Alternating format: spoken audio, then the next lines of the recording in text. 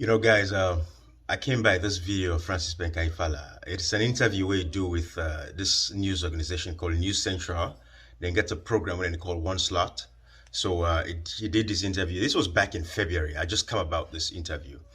And I just want you guys to see how Francis Ben Kaifala actually answers this question what this lady is about to ask him about when anti-corruption commissioners are appointed by presidents of a nation, you know, the kind of impact that it has, and why, you know, a lot of times people don't trust the fact that these anti-corruption commissioners, because they are appointed by the presidents, tend not to hold these governments, including the presidents, accountable.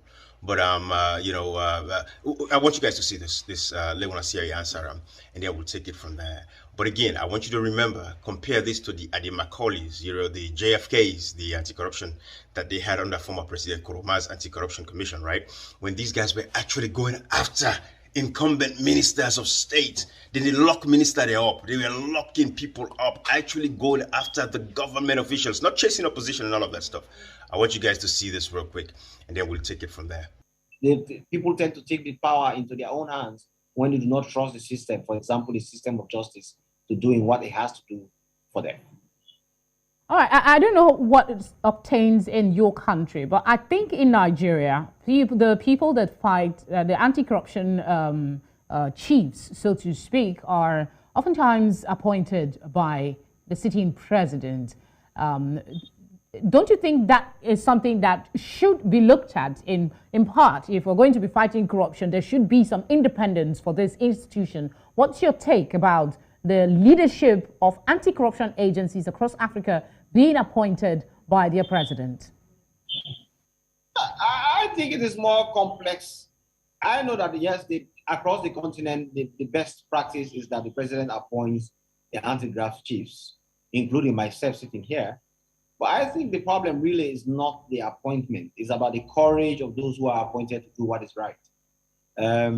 And also for them to have the required support mechanism. Some institutions don't have the resources to even fight corruption.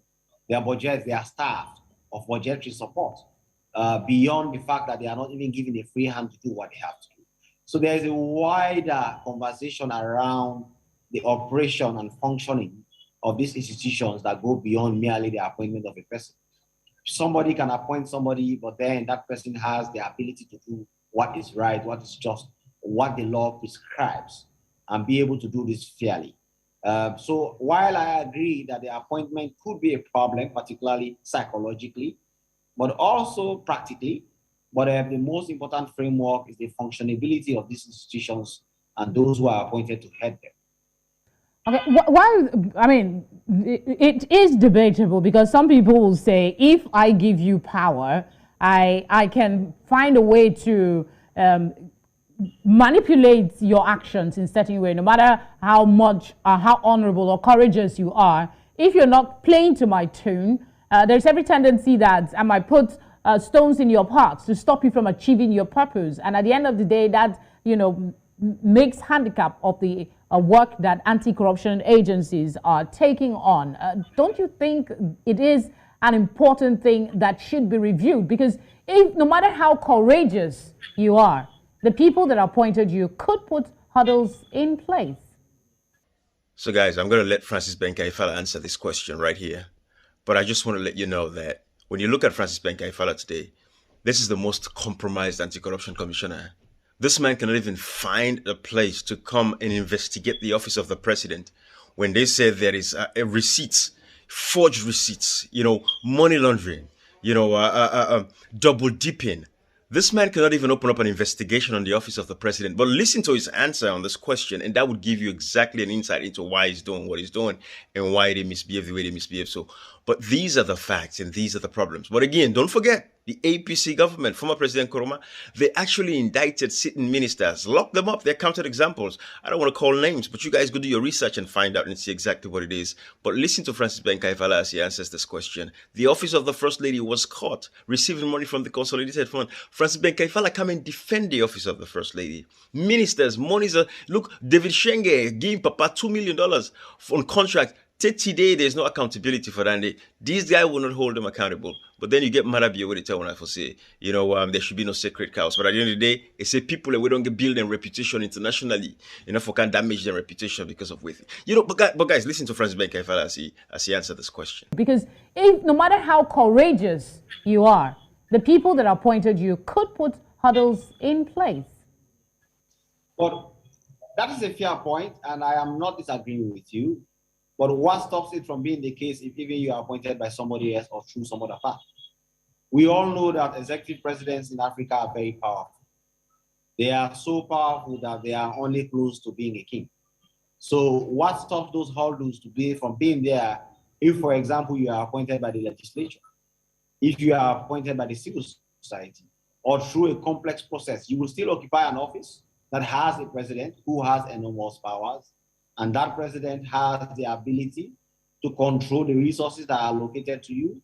That president has the ability to engineer processes around you, including going into the parliamentary system to impeach and remove you. That president has the ability to use the state security apparatus against you, including the police. They can plant evidence on you and raise a lot of negative propaganda around you. So while I agree with you that these things are significant, the appointment process, we say in common English, he who pays the piper dictates the tune. But then, is the solution really changing the piper? We just create a new piper.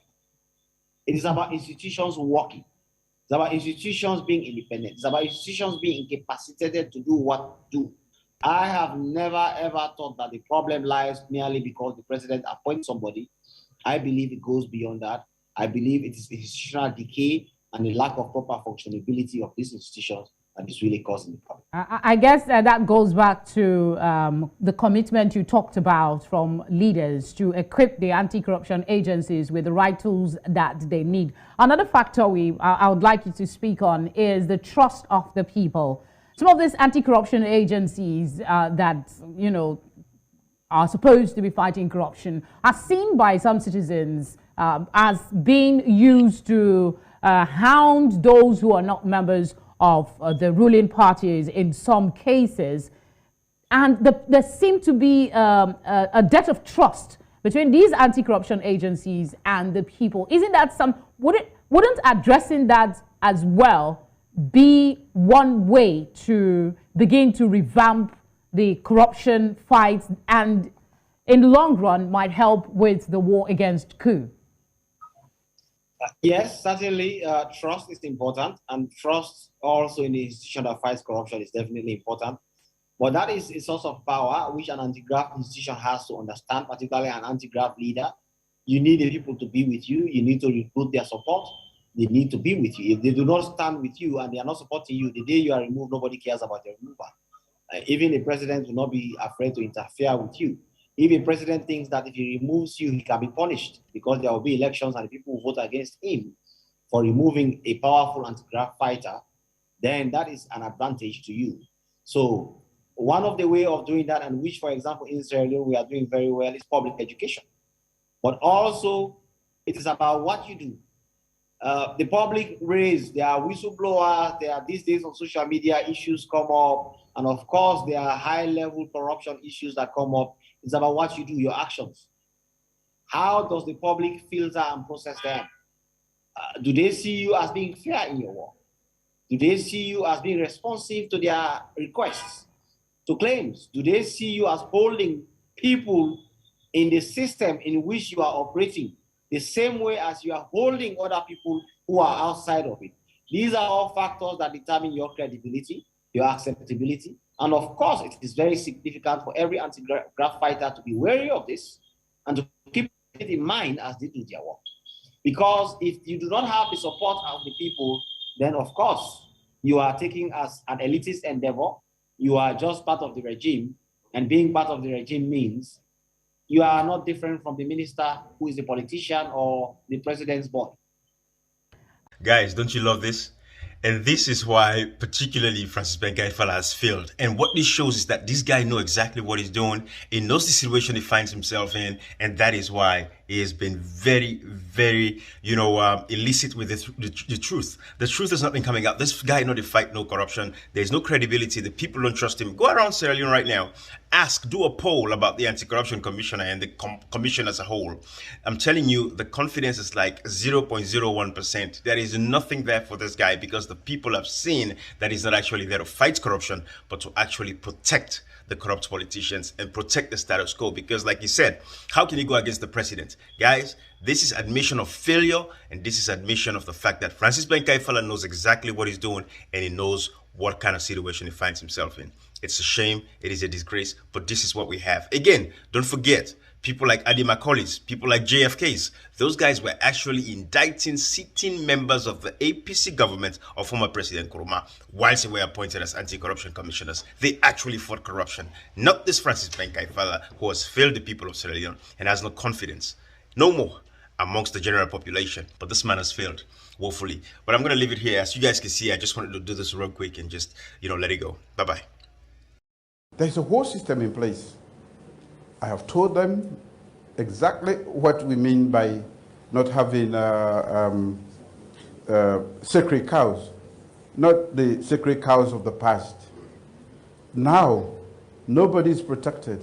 The Anti-Corruption Commission is working. I don't talk to them. They don't talk to me. Where they see corruption, they will pursue corruption. And one day, will not see me they defend anybody because they say corrupt. But at the same time, we're not going to use corruption charges now for also smear the character of very good people. We don't make the your mark in the world.